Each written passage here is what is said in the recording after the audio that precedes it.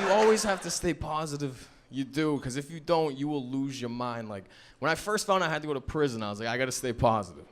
What do we got here? Free utilities for a few years. Get to sleep on bunk beds with my buddies. Never lived in a gated community before.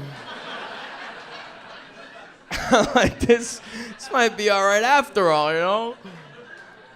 Because it wasn't the first time I had to, like, overcome some real adversity. Because years before that, I was 17 years old. As a kid, I was diagnosed with a real late aggressive stage of cancer. Now, normally stage 5 is the latest they'll find shit in. Mine was so advanced, they called it 5B for blue eyes.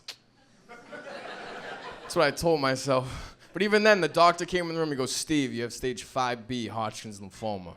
Actually, we're in Boston, so he was like, dude, you got like a fuckload of cancer. Holy fuck, you got a lot of cancer, kid. And I was just like, hey, doc, at least it's not AIDS, right?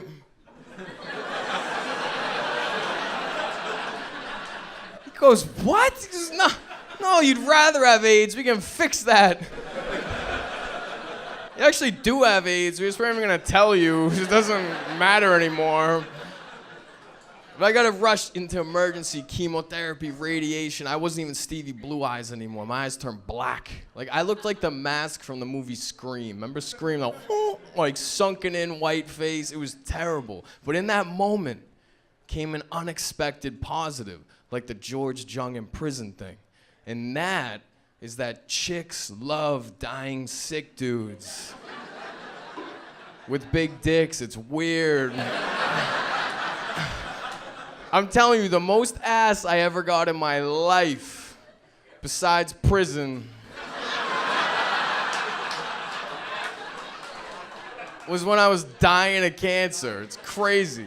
All my pictures on Tinder right now from when I was in chemo, and I crush it. It's like, and I meet up with girls, I look like this. I'm like, I know, I feel so much better since we started talking. You're like my angel. It's fucking... I took it too far, didn't I?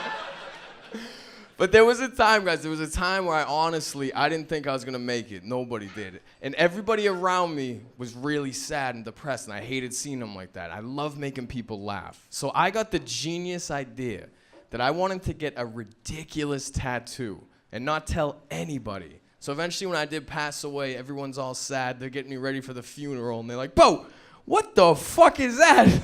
And they start laughing, and I'm up in the clouds laughing, and it's like my last little joke to the world, you know? Now, guys, that's a terrible state of mind to be in when you go get a tattoo. Being like, all right, I'm gonna die soon, so we gotta make this really fucking funny, you know? Because, like, I don't know if you guys picked up on this or not, but I didn't end up dying.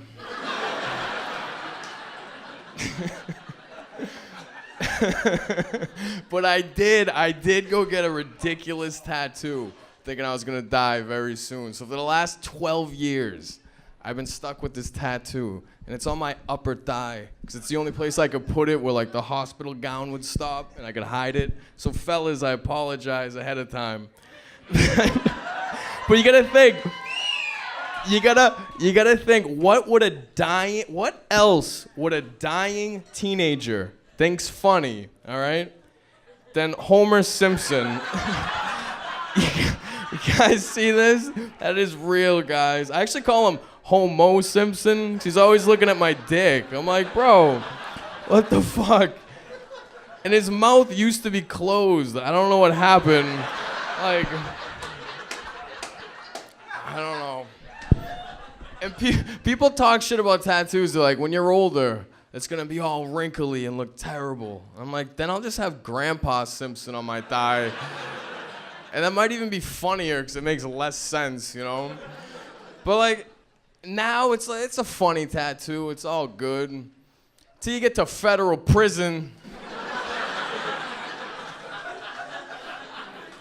When I first went to prison, I had a shaved head, a goatee. I was on a bunch of steroids. I was trying to look real tough, real mean. I don't care how big you are, how mean you think you look. When you have Homer Simpson on your upper thigh, You're just not that tough. Like, imagine watching a UFC fight, one of the dudes has Homer on his leg. You'd be like, put all my money on the other guy immediately. There's no way he's tough. And when you first get to prison, you go to intake, all right? And you know what they do at intake? They take pictures of your tattoos to see if you're in a gang.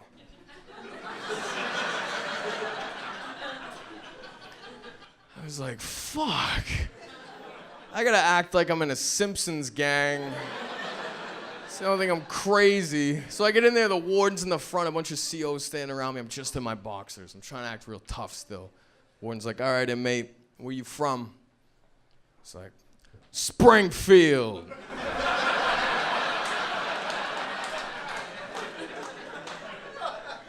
It's like, all right, what state is that in? It's like, nobody knows, dog. Nobody fucking knows. He's like, what? He goes, listen, do you have any tattoos? It's like, nope. I went to leave. I leaned too much and my shorts came up. He saw the bottom. And he was like, hey, what is that on your upper thigh? And I froze. I was just like, oh. And he started laughing. He was like, oh, you must have been on a bunch of drugs when you got that tattoo. Let me guess, you're from Boston or something? Fuck. It's the funniest when a chick first sees it. 'Cause if a chick's like hovering around my exposed upper thigh, things are going all right, you know? And then she'll tense up like, oh my God, I just went home with a serial killer. Like, what the fuck? But I always like one of these days I'm gonna meet like my soulmate. She's gonna be hovering around down there and then like stop and look up at me and have like Marge on her titty. And we can mush them together and shit and like, ah. I haven't met her yet though. She's still